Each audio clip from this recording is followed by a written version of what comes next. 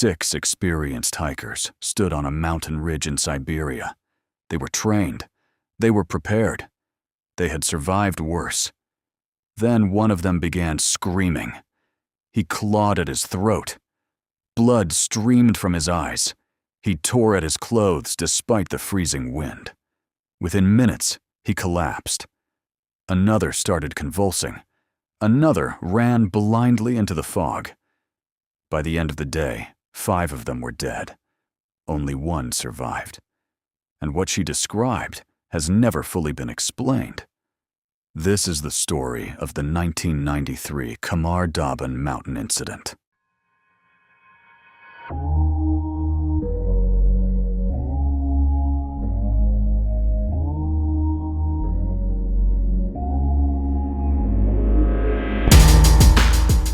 In August of 1993, a group of young hikers set out into the Khamar-Daban mountain range in southern Siberia.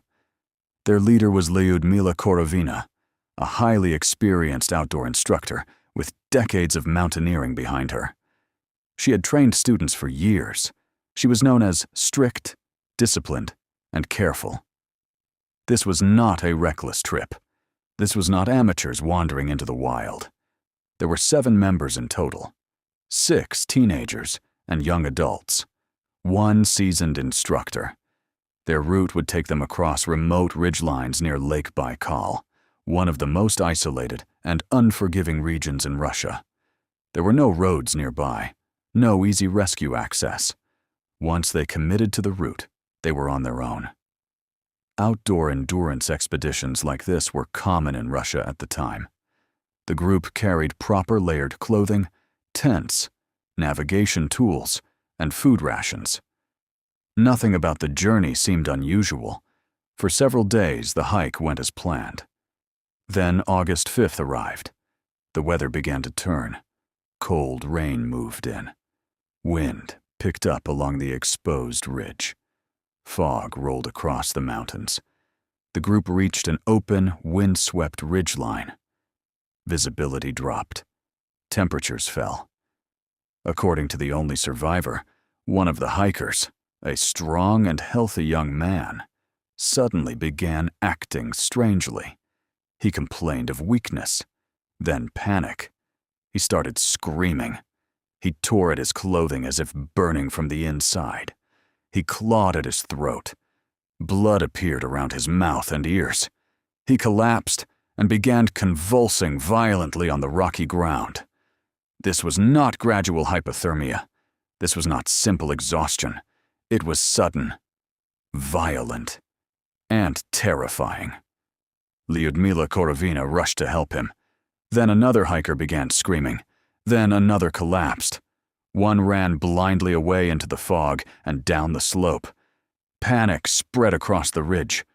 Within minutes, the structured hiking team had dissolved into chaos. According to survivor Valentina Utochenko, it was as if something had swept through the group all at once. Korovina attempted to maintain control. She ordered them to stay calm.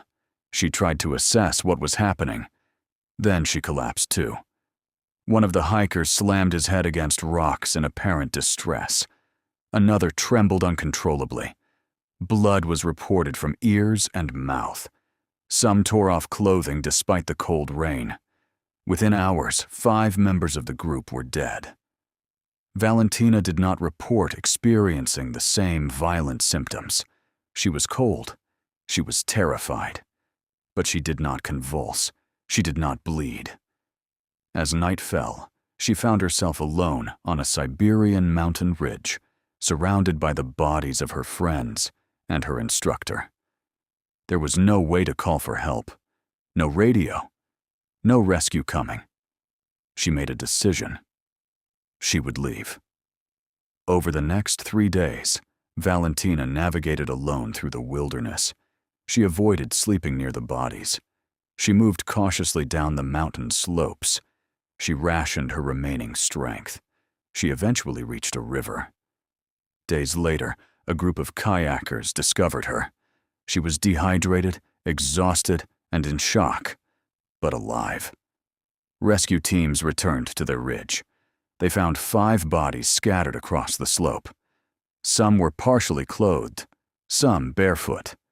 There were no signs of struggle with outsiders, no evidence of animal attack, no clear trauma beyond impact and exposure. An investigation followed. The official cause of death was ruled as hypothermia. The Khamar-Daban mountain range is known for sudden weather changes. Wind chill can become severe. Wet clothing can accelerate body heat loss rapidly. Hypothermia can cause confusion, irrational behavior, even paradoxical undressing in late stages. But critics argue that hypothermia does not usually cause sudden bleeding from eyes or ears. It does not typically cause rapid group-wide collapse within minutes. It does not explain the violent convulsions described by the survivor. Some have proposed altitude sickness, high-altitude pulmonary or cerebral edema. These conditions can cause confusion, collapse, and fluid buildup. But the elevation in Khamar-Daban is not extreme compared to major mountaineering environments. And again, the speed of onset remains troubling. Others have speculated about toxic exposure, some kind of environmental contamination, possibly even military chemical testing in a remote region during the unstable post-Soviet years. There is no confirmed evidence of this, no laboratory results proving toxins. But the symptoms described, sudden bleeding, convulsions, rapid neurological breakdown, continue to raise questions. Another theory suggests psychological cascade. One hiker collapses, others panic, fear spreads, stress overwhelms them, but that does not explain the physical symptoms. And perhaps the most unsettling detail of all is this. There was a living witness. This is not a case reconstructed from footprints in snow. Valentina Utachenko described watching her friends break down rapidly, one by one. She described chaos, screaming, sudden collapse. She stood among them, and whatever struck the others did not strike her. 5 hikers died on a Siberian ridge in 1993. No avalanche, no predator, no confirmed toxins, no visible external attack, just sudden collapse. The official report says hypothermia, but the survivor's account leaves doubt. More than 30 years later, the exact cause remains uncertain. Some believe it was a perfect storm of exposure, stress, and weather. Others believe there is more to the story. And high in the remote mountains near Lake Baikal, the wind still moves across the ridge where 5 experienced hikers fell within hours. Whatever happened that day, only one person walked away to tell it. Subscribe for more real investigations. The files remain open.